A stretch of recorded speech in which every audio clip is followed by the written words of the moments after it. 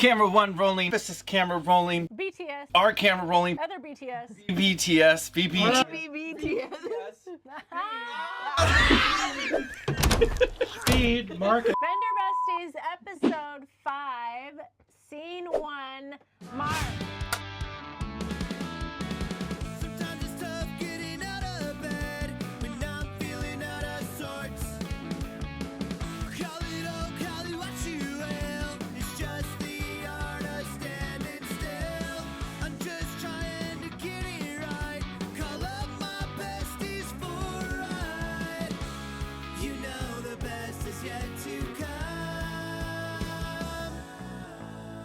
Where we've been, they can't go. The only place we know, a million miles from the sun. You know the best is yet to come.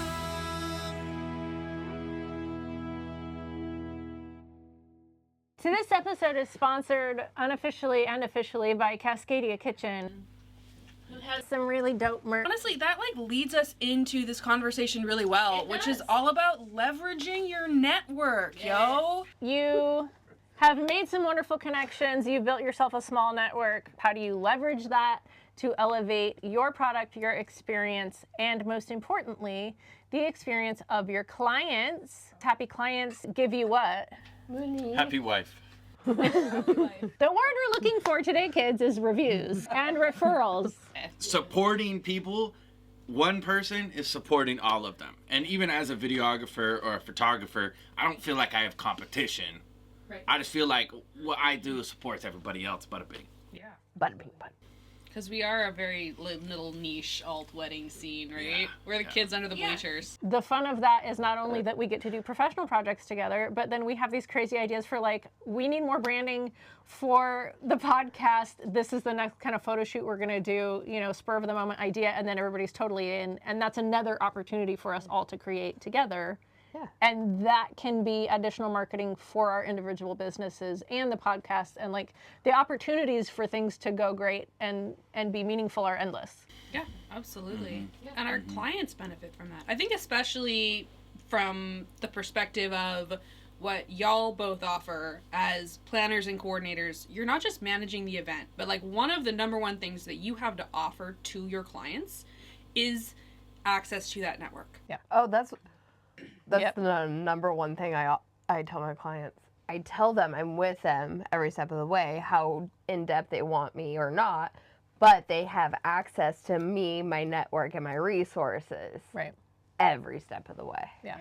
Foresee the problems, right? You can see what the potential issues are, and then because you already have relationships, have worked with and understand the business models, the practices of all these different unique businesses, you can figure out who can best solve your problems. One of the things I judge my vendor network by, first and foremost, is their ability to communicate. Mm-hmm. Basing my vendor referrals on what I know about them and how they run their business and their ability to work outside the box and in some of those trickier situations is going to be really important, because I'm going to recommend the vendors that can work around this weird obstacle. I mean, I think at the end of the day, we just don't want it to come across like this sort of existential thing. Oh, well, you have a lot of friends in the industry. There are so many practical ways that can impact your customer experience. And at the end of the day, when a job wraps up, if there were issues related to, in my example, the cake table, that maybe I had nothing to do with it as the cake artist. Maybe it was a wobbly table. There's a weather issue. There's a temperature. There's something that I don't have any control over. A wrinkly tablecloth on you. A wrinkly tablecloth. If that impacts the customer's experience of the cake, that colors their perception of me and my business. So well, and it goes down the line. It's not just you and your business and your ability to market with any of those pictures. It's not just that. If the cake tablecloth is wrinkly, you didn't do that, but the videographer then is trying to shoot content of this wedding, and there's no way to have a shot of that beautiful cake table that they want to remember without seeing these wrinkles. Yeah. And not everybody notices them. Sometimes that's a TISM thing, fine. But when you're able to control as many of those things that affect the overall experience for all of the vendors and the client, you absolutely want to do that. Right. Well, you can make sure if you're working with people that you trust, that you know they have that eye for detail, this is part of my intake process, and this is advice that I would give to anybody when they're in their consultation phase. I have a list of the vendors that are the most applicable to my business, so the photographer, the florist, and the coordinator, and I make sure when I am doing that initial call, I ask who those people are. And if there are any gaps in that list, I then say, let me send you over some referrals. Yep. And I always ask for a couple reasons. Number one, I know who I'm working with. I can find friends, but then there's my opportunity to leverage my network. And if I say, hey, hire this coordinator, and they do an amazing job, again, that colors my customer's perception of me. We both look good. Right. I think, coming back to like if you have people on your team that you can't effectively communicate with, like if you're like, hey, my cake looks the best from this angle prior to the wedding, I'm gonna shoot that angle, and I'm gonna make sure when I'm directing the couple for the cake cutting, I'm having them stand on the angle that's not that you're whatever the situation might be. Or let's say I see the wrinkle on the table right before they're about to cut the cake. I'm shifting my camera angle up a little bit. Yeah. I'm gonna shoot it. You have that connection above the table because I know I want your cake to look good.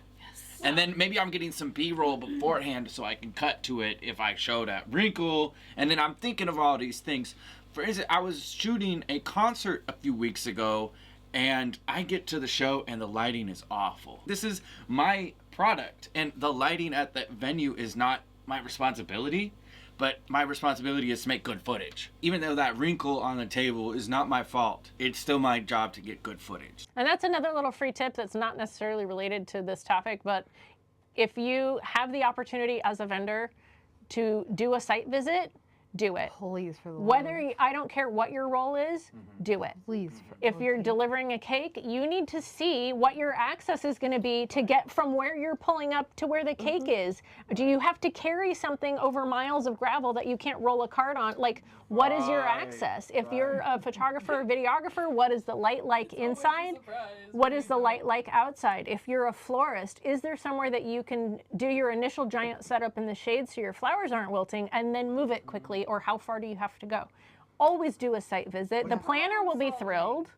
You're problem solving before the actual day. If I, as a planner, know that you guys are coming, I know what you need because we've worked together, we know what the expectation is, and if you can't make it, I know the kind of questions I need to answer for you as a good planner. It shows preparedness on your end, and it helps us on our end with planning. Yeah. So if we offer a time or a space for a site visit, we are doing it so it's a gift too. It's a gift. Right. We are doing this. Take advantage. Yeah. Right. I think that's such a rare thing. I just like how you guys kind of operate. There's a lot of consideration ahead of time. I mean, it's called trauma-informed decision making. I had a wedding with you last year, Reese, and I remember showing up the day before, but we were there at 10 a.m.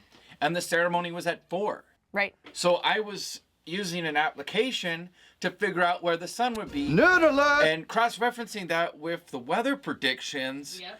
And the radar, and I was able to make an informed decision of what equipment to use for the ceremony, and that footage is It's fantastic. beautiful. The bride's mom was like, where should I sit during the ceremony to avoid sunlight? And I told her which seat to sit in because she said her eyes were sensitive, and she said it at the You reception. have questions, we have answers. She said, you told me the right seat to sit in, and it was perfect. Yes. And I was like, this is why you hire the right people. this is not my responsibility but it was a great feeling to know that I did the thing. We'll take care of your mom. Hire us.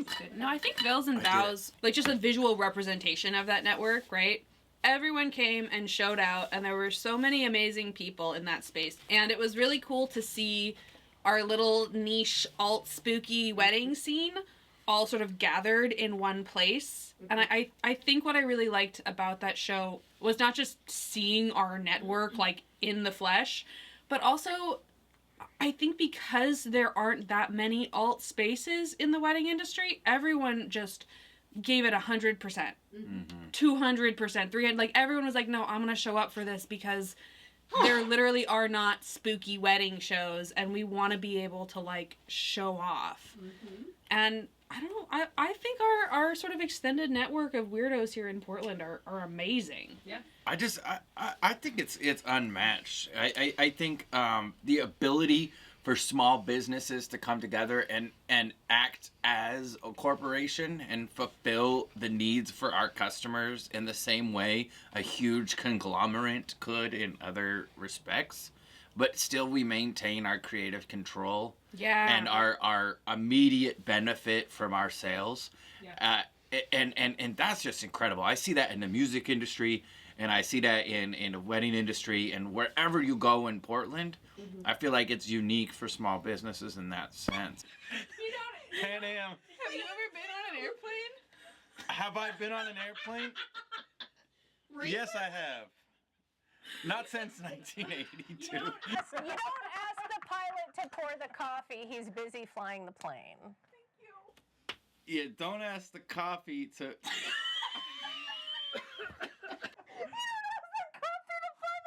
Don't ask the pilot to shine your shoes. I feel like I'm having a stroke. You don't ask the pilot to make those announcements. This is Vendor Besties. We are going to be landing. Cruising at altitude 4,000 So come see us next week for episode 5, where we talk about more good stuff. Just do. More good stuff. Okay, cut, reset. I've been trying